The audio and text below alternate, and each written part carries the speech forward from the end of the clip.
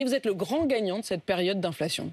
C'est vrai qu'on a bien cartonné. On a appliqué à nous-mêmes nos propres analyses, celles que j'ai développées devant vous, avant peut-être les autres, avant plusieurs politiques qui ne croyaient pas au retour de l'inflation.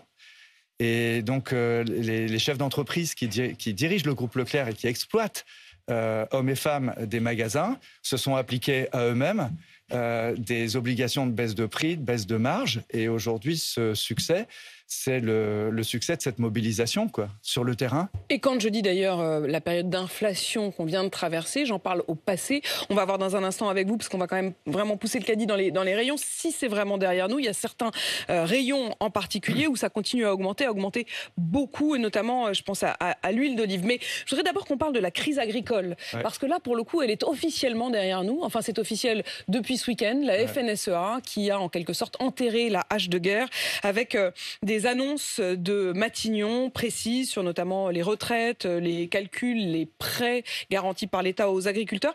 Avec le recul, on se dit quand même que pendant cette période-là, vous vous êtes un peu planqué. Est-ce que vous aviez quelque chose à vous reprocher ? Non, mais j'ai pratiqué un art. J'ai fait beaucoup d'arts martiaux, l'art de l'éviction, l'art de l'évitement. Quand vous avez deux adversaires qui se tirent dessus et qu'on vous met au milieu, il faut savoir faire ninja, se dissimuler dans le paysage et les laisser se taper. En l'occurrence, je me suis extrait, et d'ailleurs Dominique Schelcher, le patron de Système U, et Thierry Cotillard, le patron d'Intermarché aussi. Tout à fait. On s'est mis de côté parce qu'on voulait nous mettre sur le dos toutes ces tensions agricoles, alors qu'en fait le dossier était politique, sur fond de surenchère syndicale au niveau agricole, mais c'est pas Leclerc qui détermine les accords internationaux, le CETA ou autres. C'est pas Leclerc ou Intermarché au Carrefour qui calcule le régime des retraites des agriculteurs. On n'a pas voix au chapitre sur le plan phyto-éco au niveau européen. On n'est pas responsable des dolines et de la gestion de l'eau. Donc c'était important de laisser Marc Fesneau et le gouvernement le ministre de l'Agriculture en face des agriculteurs qui avaient des réclamations qui les concernaient. Plusieurs points. Quand je vous ai dit cette crise, elle est visiblement derrière nous et la hache de guerre est enterrée, vous avez un peu levé les yeux au ciel.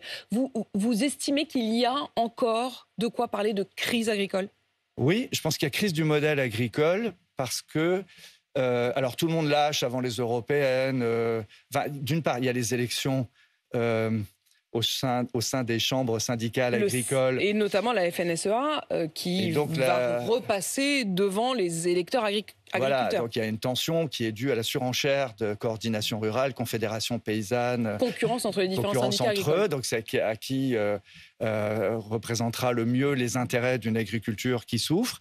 Et puis de l'autre côté, il y a l'agrobusiness qui s'exporte, qui profite, qui fait quand même beaucoup d'exportations françaises, qui transforme les produits, qui est le premier client de l'agriculture et qui essaye aussi d'attirer la bienveillance des syndicats agricoles. Quand vous dites crise du modèle agricole, comment vous voyez, vous avez souvent une boule de cristal et je me souviens effectivement qu'ici même, j'étais une des premières à vous donner la parole au moment du début, même des frémissements de l'inflation, et vous aviez donné quasiment un an à l'avance les chiffres de l'inflation alimentaire. Si je vous pose la question aujourd'hui du modèle agricole, comment vous voyez les choses dans un an, dans 5 ans, dans 10 ans ? Eh bien, vous voyez, quand on parle tous les deux d'un modèle agricole, on se trompe. Et en fait, en voulant en plus faire une seule loi, avec un système de détermination de prix pour un modèle agricole, je pense qu'on se plante. En fait, il en va des agriculteurs comme des commerçants. Moi, je représente, comme Auchan ou Intermarché, Système U, on représente beaucoup de commerçants périphériques. Dans le monde du commerce, autour des banlieues, il y a des commerçants de centre-ville, il y a des commerçants forains, et puis il y a des commerçants, aujourd'hui, des plateformes de commerce. Tout ça se concurrence, mais cohabite. Mais on ne travaille pas pareil. Et dans l'agriculture, on oublie qu'il y a une agriculture vivrière qui est ancrée dans des terroirs, qui n'est pas directement en concurrence avec des productions espagnoles, marocaines ou autres. Il y a une agriculture qui trouve des débouchés dans la restauration, avec des contrats de long terme. Et puis il y a l'agrobusiness, qui fait son lit d'acheter dans le monde entier pour transformer les produits, des Nestlé, mais aussi des Lactalis, des Bonduelle. Bonduelle, quand vous prenez ces légumes, ils viennent de 40 pays. Ils viennent du Kenya, ils viennent de Madagascar, etc.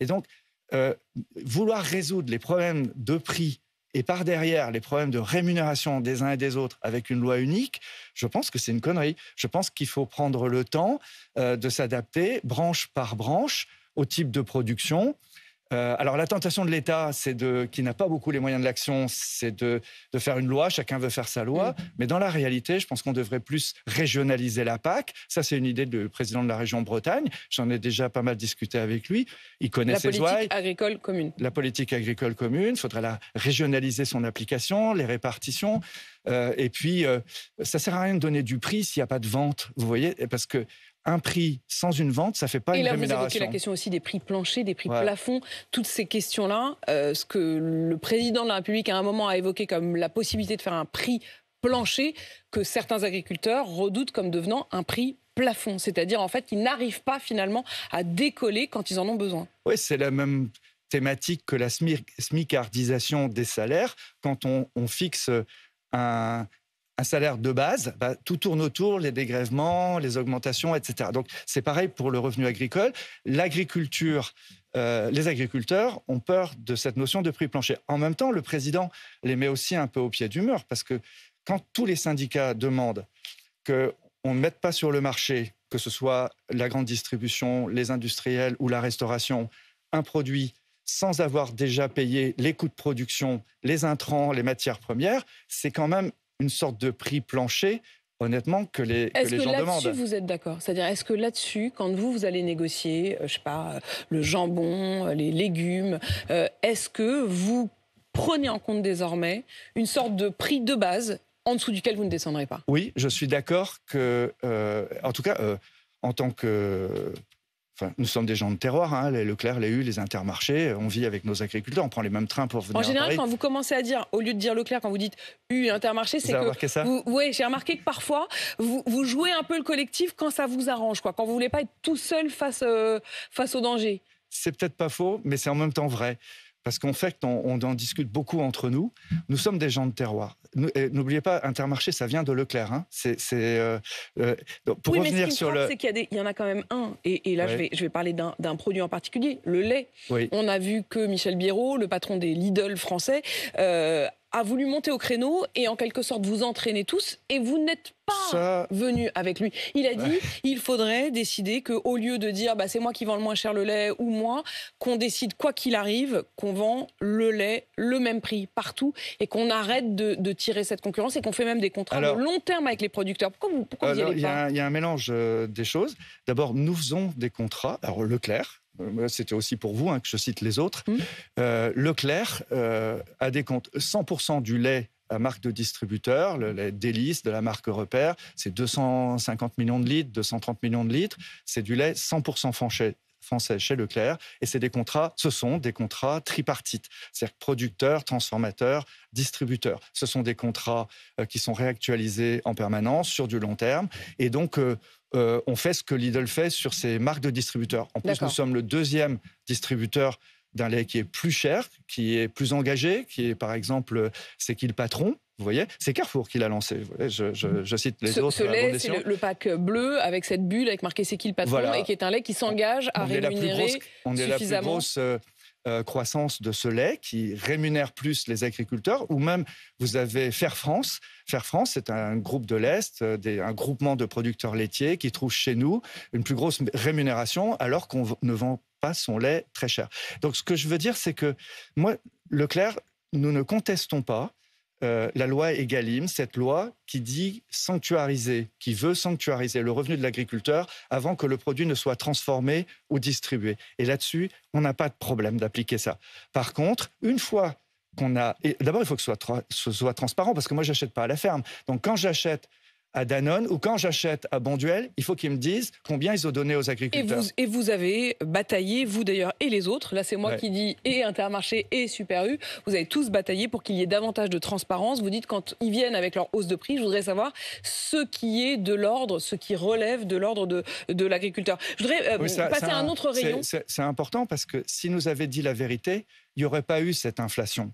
C'est aussi parce qu'il y a eu 21% en 2 ans d'inflation sur l'alimentaire. Si les industriels nous avaient dit la vérité, on aurait négocié plus durement la marge des industriels, parce que vous savez que... Vous auriez su ce que vous pouviez négocier. Voilà, et on n'aurait pas touché, on pensait ne pas toucher à la marge agricole. Certains agriculteurs de coopératives ont l'impression qu'ils se sont fait avoir, mais ça c'est parce que leurs coopératives sont quelquefois pas transparentes. Mais autrement, vous avez bien vu 2 rapports de l'Inspection générale des finances, un rapport de la BCE. L'inflation, elle a surtout nourri les marges de l'agro-industrie, pas les agriculteurs. Est-ce qu'elle est derrière nous? Est-ce qu'on peut dire aujourd'hui qu'elle est derrière nous quand on voit que par exemple l'huile d'olive prend 20%? Ouais. Est-ce que malgré tout, vous pourriez dire que de manière globale, l'inflation est derrière nous? Le gros de l'inflation est derrière nous, ouais. Là, maintenant, ça va être avec des hauts et des bas, par catégorie. Il peut y avoir des manques, des ruptures dans la chaîne d'approvisionnement. La météo est dégueulasse, donc les fruits et légumes, c'est compliqué. Moi, je vous dis, la grande inflation de ces 3 dernières années, on l'a bien renégociée lors de la dernière période de négociation. Pour autant, les prix ne vont pas baisser. Ils vont juste arrêter de monter. Certains prix vont baisser. Alors, tout ce qui est PME, agricole, il y aura une inflation de 2 à 3%. Mais par contre, tout ce qui est alimentaire, transformé, on a obtenu des baisses. Ça va rentrer en application maintenant, puisqu'il faut attendre la confirmation de la mise en rayon. Et je pense que d'ici là, maintenant, le taux d'inflation va descendre à 2% dans les hypermarchés. Est-ce que ça veut dire, Michel-Édouard Leclerc, qu'il y a des rayons où ça va franchement baisser, où ça va se voir, où on pourrait revenir à des prix d'il y a 1 an, il y a 2 ans? Non, je crois pas. Aucun? 0 rayon? Peut-être, mais je pense que dans un taux d'inflation de 2%, il y a peut-être des catégories, le marché du sucre reflambe là, ou du cacao, le marché du cacao reflambe. Donc le cacao qui hier a servi à vendre, à fabriquer le chocolat qu'on vend aujourd'hui, il ne traduit pas le prix du cacao à renouveler. Mais c'est... Pourquoi l'huile d'olive? Pourquoi plus 20%? Il faut demander ça à M. Rousseau, à Avril. Oui, Avril, la FNSEA, qui FNSEA. effectivement est président non-exécutif du groupe Avril, qui produit notamment les huiles Le Cia. Ouais. Vous n'avez pas la réponse, vous? Là, non. Non, sincère. C'est vrai? Mais oui. C'est louche, ça. Ça veut dire qu'ils nous disent que c'est la météo. Vous n'êtes pas complètement sûr? Invitez-le. Oui, je n'y manquerai pas, évidemment. Ça fait combien de temps, la crise agricole? 3 mois, là hein? Pendant les mois où je ne suis pas venu à la télévision, personne ne m'a contacté, hein. Ni le ministre de l'Agriculture, ni les syndicats. Ça veut dire quoi, ça? Ça veut dire qu'on nous mettait en cible, mais une fois qu'on ne joue pas le jeu, ils n'avaient rien à nous demander. Ça veut dire quoi? Ça veut dire que vous estimez là, par exemple, que c'est les industriels, en l'occurrence, par exemple, le groupe Avril, qui ne jouent pas le jeu, qui gonflent artificiellement? En tout cas, nous n'avions pas à être désignés, montrés du doigt aux agriculteurs pour résoudre cette crise. Alors que vous estimez que des groupes industriels comme Avril, par exemple, prennent une grande part en réalité, c'est-à-dire que lui-même serait l'arroseur arrosé ou le pompier pyromane? En tout cas, l'industrie agroalimentaire internationale a fait ses choux gras de cette inflation. Les produits pour chiens et chats, les pet food, là, c'est incroyable les marges qu'ils ont sorties. Tous les grands de l'agroalimentaire ont sorti des marges allant jusqu'à 15 et 20% de marge. C'est pendant la crise et pendant que les consommateurs devaient payer des hausses de pâtes ou des hausses d'articles de 30 à 40%. Donc, faut pas... Il y a des moments où il faut savoir ne pas être la cible. Et on posera la question, évidemment, vous pouvez compter sur nous. Shrinkflation, réducflation, comme on dirait en français, c'est-à-dire le mélange à la fois de réduction et d'inflation. C'est le principe de diminuer la quantité réelle d'un produit tout en maintenant le prix, voire même en l'augmentant. C'est une forme de tromperie ou de jeu sur la perception du produit. À partir du 1er juillet, vous aurez l'obligation légale, vous, les distributeurs, les commerçants, de donner l'information, d'alerter les consommateurs, en gros de mettre une sorte de warning à l'entrée du rayon en disant attention, ces chips, en fait vous avez l'impression qu'il y en a autant, mais il y en a moins dans le paquet. Vous êtes assez vent debout, c'est-à-dire vous allez être obligé de le faire, c'est légal désormais, mais vous êtes assez vent debout. Pourquoi c'est vous les commerçants? Pourquoi c'est pas les industriels? Voilà. Non, moi d'abord pas de problème, un industriel a sa liberté de composer un produit, de le changer. C'est pas illégal, d'ailleurs, on va préciser les choses. Non, on a mais le droit, d'ailleurs, à partir du moment où c'est marqué sur le produit. Les collectivités locales, dans les cantines, changent les menus en fonction du prix des choses. C'est un jour, on met du lieu jaune, après, on met du taco. On essaie de faire des prix de repas qui tiennent. Dans la restauration aussi, ils font la même chose. Les journaux, pendant l'été, il y a moins de pagination quand on parle des journaux papier, et on change pas le prix. Ils sont plus maigres, les journaux. Bon. Alors tout le monde le fait un peu. L'important, c'est que ce soit transparent. L'important, c'est que ce soit assumé et dit. Ça va l'être désormais, puisque vous allez devoir mettre un petit panonceau. Ce qu'avec Dominique Schelcher de Système U et moi-même nous disons, c'est que nous allons le faire. Nous allons mettre cette transparence, cet affichage. Mais nous sommes dépendants de l'information que nous donne l'industriel. Donc nous ne voulons pas prendre la responsabilité juridique de ce qui doit échoir à l'industriel. C'est tout ça. Pourquoi c'est pas l'industriel à qui on l'a demandé ? Je pense que c'est compliqué. Il faut demander à Olivia Grégoire. Imaginons un paquet de chips, par exemple. Non, il décide de modifier le contenu et non pas le contenant. Donc, on a l'impression d'acheter le même paquet de chips, mais il y a moins de chips dedans. Effectivement, pourquoi Olivia Grégoire, elle ne dit pas aux fabricants de chips, c'est à vous de mettre sur le paquet au moins les premiers mois du changement Moi, je pense que ça devrait être aux industriels. Il y a une forme de lobbying, là, vous pensez, qui a fait qu'ils ont contourné, qu'ils ont préféré vous le demander à vous ? Tout simplement, sur un plan pratique, Olivia Grégoire a donné suite à des demandes de Foodwatch ou d'un certain nombre de... Oui, c'est Foodwatch qui a beaucoup demandé ça. Et donc, sur le plan juridique, ça doit être assez compliqué à exiger ça. Donc du coup, elle nous le demande. Finalement, c'est vous qui allez mettre les petits panonceaux. Vous avez 710 stations essence, les centres Leclerc. Le prix de l'essence qui monte à nouveau et qui pourrait presque atteindre les 2 euros parfois. Il y a quelques temps, vous avez déclaré de manière assez énigmatique, j'ai trouvé que la phrase finalement demandait une explication. Vous avez dit aujourd'hui, Leclerc n'est pas dans les conditions de faire une opération à prix coûtant. C'est-à-dire quoi ? C'est-à-dire que vous ne voulez pas le faire ou vous ne pouvez pas le faire ? Non, j'ai très envie de le faire, mais quand on fait une opération à prix coûtant, d'abord c'est une opération qui est réglementée. Quand on dit prix coûtant, il faut que tous les centres Leclerc soient à prix coûtant. C'est l'aspect publicitaire qui est réglementé. Donc, il faut s'assurer que tout le monde puisse le faire, quels que soient les dépôts, et qu'on puisse se réapprovisionner. Il faut savoir que quand vous faites une opération à prix coûtant, c'est 20% d'accroissement des ventes, et donc il faut réapprovisionner les cuves très très vite, parce que sinon... Donc vous y êtes plutôt favorable ? Donc je suis favorable. On n'est pas loin du prix coûtant, parce que en fait, ce qui compte plus pour moi, c'est d'être le moins cher. Donc aujourd'hui, le gasoil, on doit être aux alentours de 1,75 quand des stations Total se baladent à 1,95. Il est vrai que Total refait des efforts sur sa marque Total Access, mais autrement, ceux qui tirent le marché, c'est Leclerc, Système U, Intermarché, je les cite encore. En fait, vous aimeriez que Total montre l'exemple, quoi ? On s'est fait un peu avoir quand même, rappelez-vous, l'année dernière, quand nous avons fait, ainsi que Carrefour, des opérations à prix coûtant dans la durée, mais on nous avait promis, le gouvernement, des efforts pour nos approvisionnements, et on nous avait promis la convocation des raffineurs. Alors quand on voit le résultat des raffineurs et de Total et de Mobile et de Exo qui ont fait des profits considérables, donc on aimerait un certain partage de l'effort. En tout cas, nous savons ce qu'il faut faire pour nos consommateurs, rester le moins cher, mais de là à monter une opération sans garantie d'être réapprovisionné pas cher, ça, on a besoin d'un engagement des pouvoirs publics. Serait non. Michel-Édouard Leclerc, vous faites de la politique ? Oui. En fait, au quotidien, même là, à mon micro, vous faites de la politique. Ouais. Pourquoi vous ne le faites pas vraiment ? Alors, c'est une question, comme je l'ai dit, qui m'a toujours taraudé. On m'a proposé souvent de rentrer sur des listes, de me présenter, etc. Mais je me pose toujours la question de ma meilleure utilité. Je n'ai pas le melon, je ne cherche pas à faire de la figuration. Ce qui me retient, c'est l'efficacité. Je trouve aujourd'hui, j'ai l'impression aujourd'hui que grâce au groupement Leclerc, grâce aussi à la dialectique, à la concurrence avec les autres distributeurs, j'ai l'impression que je suis plus efficace que des politiques qui sont plus efficaces que des politiques qui sont plus ancrés dans les terroirs.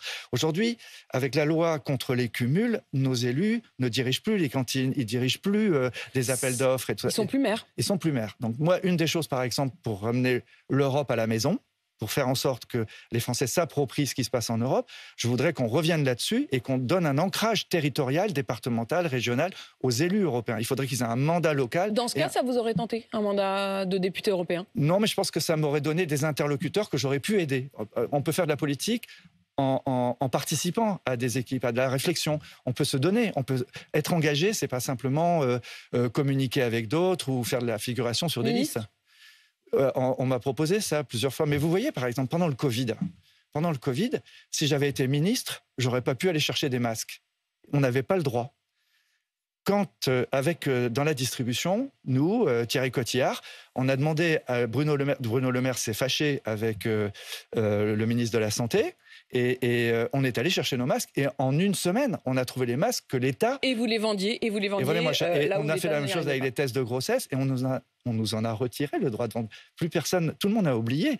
On a vendu des tests de grossesse dont on a baissé les prix, et maintenant, c'est retourné en pharmacie. Et l'agriculture, il n'y avait plus d'export, il n'y avait plus de restauration. Toute la distribution française a vendu toute l'agriculture française. Donc, vous voyez, quand je pose la question, est-ce que c'est mieux d'être ministre de l'Agriculture ou s'occuper de l'agriculture chez Leclerc, j'ai l'impression d'être plus utile, en tout cas plus efficace.